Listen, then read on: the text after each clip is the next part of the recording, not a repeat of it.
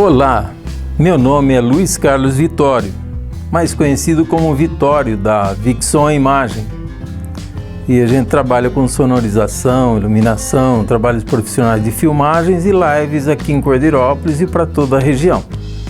Isso já há 35 anos. Em agosto agora completou 35 anos. E eu fui convidado para contar a minha história. Aí quero agradecer já a Secretaria de Cultura de Cordeirópolis e também a Prefeitura por fazer esse convite para a gente. Então, vamos tentar contar um pouquinho da nossa história. Eu nasci aqui em Cordeirópolis, na Vila Pereira. Vila Pereira fica ali, deve ter uma quadra só ou duas, ali para cima um pouquinho da Ramenzone, ali anexa quase a Ramenzone. E antigamente era a Papiros, né? E eu nasci numa casa ali, tá? Na Vila Pereira. Depois dali passei minha infância, parte da infância, né? Com 6 anos mudei aqui para onde é o estúdio da Vixon hoje, aqui na Avenida Presidente Vargas. E aí tem a minha trajetória de vida, né? Eu estudei na Escola Levi, aqui em Cordeirópolis, e logo após na Escola Jamil. Trabalhei desde os meus 17 anos, por 7 anos, na Majestic. Trabalhava e estudava à noite, né? Trabalhava durante o dia. Aí comecei ali como ajudante, fui um dos primeiros funcionários da empresa, da Majestic, na época. Comecei como ajudante ali de prensa, essas coisas. Aí fui aprendendo, até que eu conseguia dominar tudo dentro da fábrica. Aí me escolheram para ser um técnico deles, que era raro no Brasil, era a única empresa do gênero no Brasil. Fabricava umas máquinas que faziam gelo em cubo cristalino. Era muito bonito de ver, e uma tecnologia nova por aqui. Então eles precisavam de técnicos. Então na época eu me lembro que eu viajei o Brasil como técnico para instruir novos técnicos em todos os estados do Brasil. E aí quando saí dali, eu já me formei em edificações, fiz estágio na construção das casas onde é o Jardim Juventude hoje, na época. E trabalhei também no escritório que o Vitor Levi tinha, eu e o Nenê Roveda, né? Dali então entrei na prefeitura como técnico em edificações, exercendo a função de desenhista. Depois aí, quando o Geraldo Bution, né, que foi o prefeito que assumiu na época, ao qual devo muito, tá? Minhas homenagens a ele, porque quando ele entrou, todo mundo ficou assustado, tal, né? Prefeito novo, diferente, com ideias novas. E aí então ele comprou um som, na época um som de primeiríssima para a prefeitura municipal. E ele reconheceu em mim um dom, que eu gostava de som, de música, montava caixa de som desde pequeno, né? Com 13 anos de idade eu fiz um curso de eletrônica por correspondência, para aprender a mexer com som. Tinha sempre aquele sonho, né? Nunca comentei com ele nada, mas ele descobriu em mim esse dom. Então ele me colocou para cuidar do som da prefeitura. Fomos até São Paulo, escolhi o equipamento, tudo trouxemos. Era uma emoção quando eu colocava as mãos nos botõezinhos do som lá da prefeitura. E aí trabalhei bastante tempo com isso. Aí, num dado momento, a gente fazendo o som na Câmara Municipal, em frente à Câmara ali, mesa de som cheia de botõezinhos, chegou para mim o Orlando Vito, então presidente do Cordeiro Clube na época. Aí ele falou, você sabe mexer nesses botõezinhos todos aí, entende de tudo? Ah, entendo, gosto, né, disso aí e tal. Ó, vamos trabalhar comigo no clube. A gente tá com uns problemas lá, tal, de som, né? Então a gente precisa de um técnico, de uma pessoa que entenda. Aí assumi lá o Cordeiro Clube. O Cordeiro Clube tinha umas caixas penduradas na parede, mas era caixa de som boas, assim, até grandes, mas era tipo caixa residencial, né? Não era... Na época também não tinha um som profissional assim, era mais isso mesmo que usava. Bom, então quando assumi o Cordeiro Clube, ficava somente os sócios sentados nas mesas, era uma fita de rolo, outra cassete na época, aquelas fitas de rolo grandona, né? Ficava virando. Tinha muita qualidade aqueles gravadores de rolo na época, era o que o Cordeiro Clube tinha. E ficava rolando lá direto a mesma sequência de músicas. E tinha gente, o pessoal que frequentava ali reclamava muito, né, disso. Aí eu comecei a inovar. Aí em 86 eu propus para a diretoria do Cordeiro Clube na época de colocar, porque eles não queriam investir, tinha várias burocracias, né? Então eles não investiam mais do que aquilo em som. E a gente precisava de mais equipamentos, uma mesa de som boa, mais caixas de som para dar um som melhor, né? Então, diante disso, eu propus, na época, a direção do Cordeiro Clube, para que eu montasse um som para dar sequência, para melhorar a qualidade ali da frequência do pessoal no Cordeiro Clube. Aí toparam tudo, fizemos em termos de porcentagem, né? Foi porcentagem do que arrecadava na portaria, porque a maioria era sócio que ia, né? E começou a vir gente de fora, mas era muito pouco, né, na época. Então o que eu fiz? Investi em iluminação, comecei a colocar umas luzes diferentes, para a época, lógico, né? O som a gente deu uma boa melhorada, combinei com o meu irmão, o Vado, que ele tinha uma parte do som também, entramos juntos ali, né, na época, e fomos tocando. Aí não é como hoje, né? Tem Spotify, tem um monte de meios para você ouvir música. Na época era FM só. Então eu tinha um FM com uma antena boa, gravava as músicas da Rádio Bandeirantes de São Paulo, que na época era uma excelente, era a terceira rádio do mundo, né? Era uma rádio de primeiríssima. Então eles traziam muitas novidades e eu acabava gravando, editava na própria fita, colocava assim, cortava a voz dos locutores, tal, às vezes faziam aquela cabeça da música, né, aquele início da música, eles entravam falando. Então eu editava isso, passava para fita cassete, tocava no clube e sempre arriscava falar algumas coisas, só isso é novidade, pá, música nova. Aí o Cordeiro Clube foi movimentando mais, começou a vir muita gente de fora. Me lembro com carinho do Chupeta, né? Saudoso Chupeta, que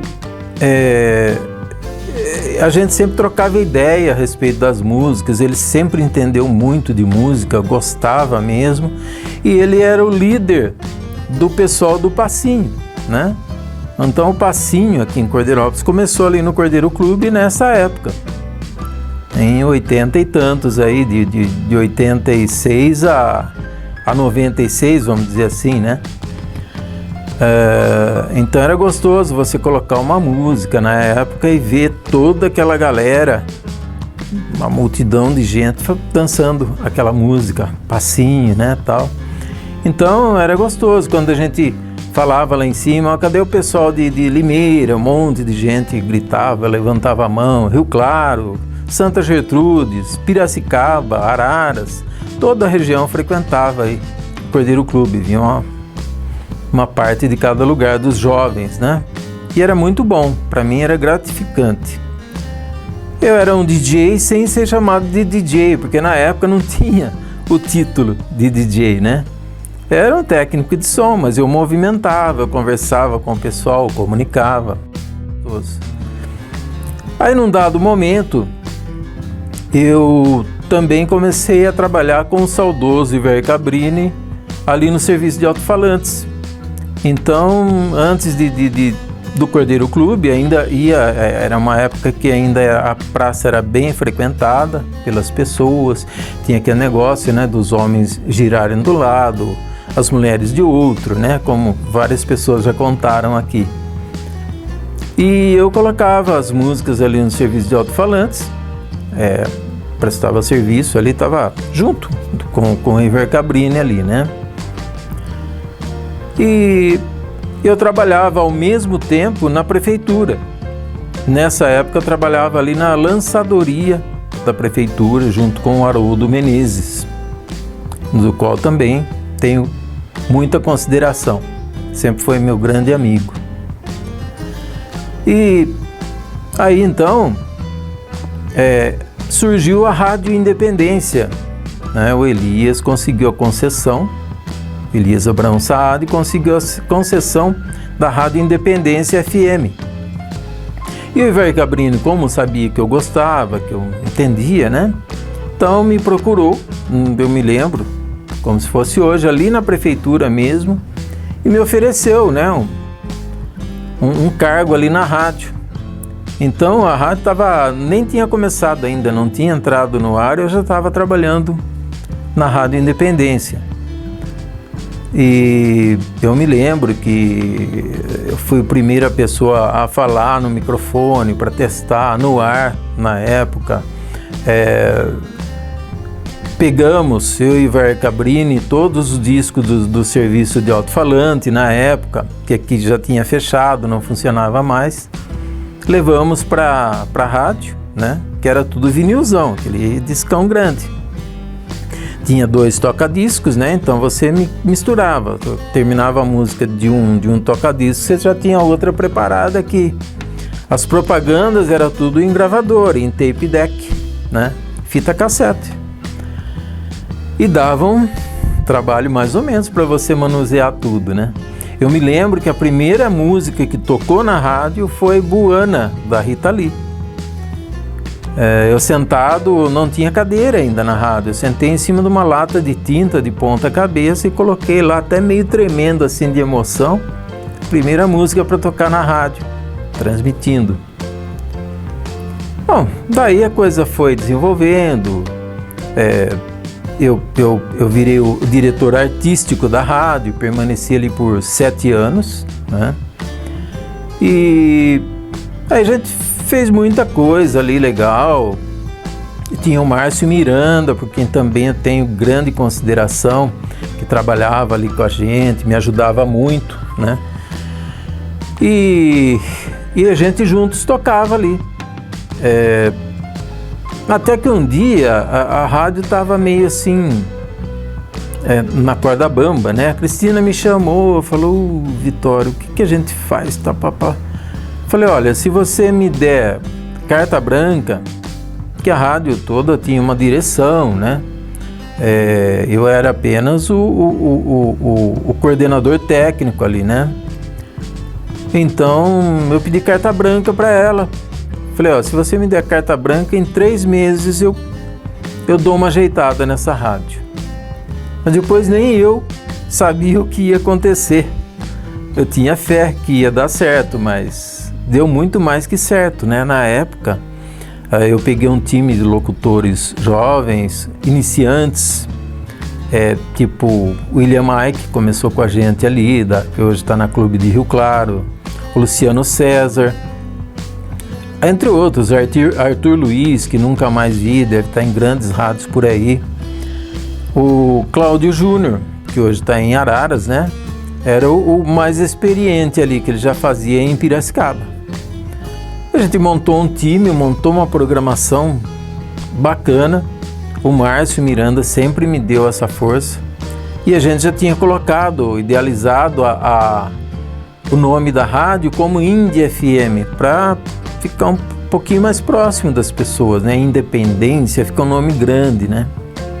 Até o Elias, eu me lembro que ele torceu o nariz na época, não gostou muito. Mas hoje ainda é Indie FM, né? Nós que demos esse nome, eu e o Márcio Miranda, que trabalhava lá com muita dedicação. E aí nós conseguimos colocar essa rádio em segundo lugar em toda a região de Campinas. De Campinas até Rio Claro, ela estava em segundo lugar. A que pegou em primeiro lugar na época, que era uma rádio top, muito boa, era a Vox 90 de Americana. E nós pegamos em segundo. Para nós era uma alegria imensa, uma honra, né? Bom, aí passou, tal, né? Então, teve uma época aí que eu até deixei a rádio, depois de 7 anos, para me dedicar mais às minhas coisas, que até então eu estava trabalhando com som. Depois, na época, a Coqueluche era telão, era um telão, um projetor enorme, pesava 40 quilos. Eu me lembro que eu fui buscar em São Paulo, custava muito caro, então eu peguei ilha de edição, câmeras, tudo, para a gente dar início a uma nova era ali. Então a gente fez muito telão, muito trabalho com telão em festas de peão, na época para César e Paulinho, quem mais? Chitãozinho e Chororó. A gente estava sempre com eles ali no palco, a gente colocava uma câmera de cada lado no palco, mais 2 na arena da festa do peão. E o telão sempre num lugar estratégico. Na época, era muito pouca gente, poucas empresas que tinham um telão para alocar, então a gente era muito solicitado. Zezé de Camargo e Luciano, entre outros, né? João Paulo e Daniel, na época que o João Paulo era vivo ainda, fizemos o show com eles também. Bom, aí hoje em dia, toda a sala de aula tem um projetor, tem um telão, né? Já, o custo caiu muito, tem gente que loca, a gente até loca ainda, mas já não é mais essa coqueluche que era na época, né? E aí depois do telão, como o telão começou a ficar mais assim, digamos, obsoleto, né? Porque já não tinha tanta atividade. Todo mundo tinha um telão, toda casa noturna tinha um telão, como é hoje, né? Então aí nós começamos a trabalhar mais com som. Na época ainda eu prestei muito serviço de telão no Cordeiro Clube, em eventos na piscina do Cordeiro Clube, enquanto eu estive lá. Aí depois teve uma época que o Cordeiro Clube, o diretor do Cordeiro Clube, quis ouvir, dar atenção para uma meia dúzia de sócios, né, associados do Cordeiro Clube. Então ele colocou na cabeça, até conversou comigo a esse respeito, que ele queria mais que os sócios frequentassem o clube, a sociedade. Queria ouvir os sócios, porque os sócios reclamavam que vinha muita gente de fora, não tinham privacidade. Eu fui contra, mas não adiantou nada, não era eu o presidente, né? Tinha uma pessoa que mandava ali. E ele quis colocar o preço, o valor do ingresso do Cordeiro Clube, e na época era o preço para você entrar numa boate boa, famosa. Então era muito caro. Aí o pessoal começou a enfraquecer o clube, começou a parar de ir. Na época também eu fazia na Status em Santa Gertrudes, cheguei a fazer um bom tempo lá. Também, graças a Deus, fizemos grande sucesso lá. Era muito conhecido em Santa Gertrudes. Prestei serviço para a prefeitura de lá também, fiz carnavais lá com som, iluminação, o telão, né, o serviço completo. E eu me lembro que era uma batalha danada na época, né? A gente fazia, além do som da rua, o carro de som, que acompanhava o desfile até a apoteose ali perto do serviço de alto-falantes. Nós tínhamos um outro som montado ali, perto do serviço de alto-falantes, que tinha um locutor que narrava, falava, animava o pessoal, né? Quando as escolas estavam passando e tal. E o telão com 3 câmeras. O telão a gente montava em cima ali, no alto ali onde era o serviço de alto-falantes. E saindo dali, acabando o desfile, a gente corria para uma tenda enorme, um circo, né? Que montavam ali, a gente tinha um outro som montado lá, passava a noite lá até de madrugada, até 4, 5 da manhã, agitando a galera. Bom, foi uma época bacana, boa, né? Só para exemplificar aí o que a gente passou, o que a gente fez na vida, né? Nossa trajetória. Aí depois começamos a prestar serviço mais intensamente aqui em Cordeirópolis para a prefeitura, na época do Geraldo Botion ainda, final do mandato dele, depois veio Elias e tal, e assim foi a sequência. A gente sempre prestou serviços ali. E eu acredito que bons serviços porque a gente sempre procurou fazer o melhor, sempre seguido de elogios de todo mundo que usava o nosso equipamento de som. Nós tínhamos à disposição um equipamento de primeira linha, né? Sempre prezamos por qualidade. E até que veio agora essa pandemia, né? A pandemia veio de surpresa, surpreendeu não só a gente, mas todo mundo. Eu tenho uma equipe que trabalha comigo, inclusive meus 2 braços, minhas 2 pernas, que é o meu filho Felipe, né? Que sempre está à frente de tudo. Passamos os perrengues aí da pandemia, graças a Deus, não chegamos a passar necessidade, mas zerou muitas coisas, né? Nós até já tínhamos esse estúdio que eu estou agora aqui, o Vic Live Studio, e intensificamos mais os trabalhos de lives aqui no estúdio para a gente poder sobreviver, né? E então foi isso aí. A gente, como eu disse, sempre prezou por qualidade em nossos serviços. E eu quero agradecer muito pelos amigos que tive em minha vida, as pessoas que fizeram parte dessa minha história e que continuam fazendo e que vão fazer ainda, né? Acho que não para por aqui. Estamos aguardando aí essa pandemia passar, melhorar, para que a gente retome a nossa verdadeira atividade, que é colocar um som de qualidade para as pessoas, para os artistas, né, em eventos, som e iluminação, como a gente sempre fez. E a gente trabalha atualmente com filmagens, a gente monta vídeos institucionais para empresas, fazer uma propagandinha agora, né? Faz filmagem também no comércio para estabelecimentos comerciais, a gente produz as propagandas em vídeo, em áudio, faz gravação de propagandas também em áudio. A gente presta inúmeros serviços, né?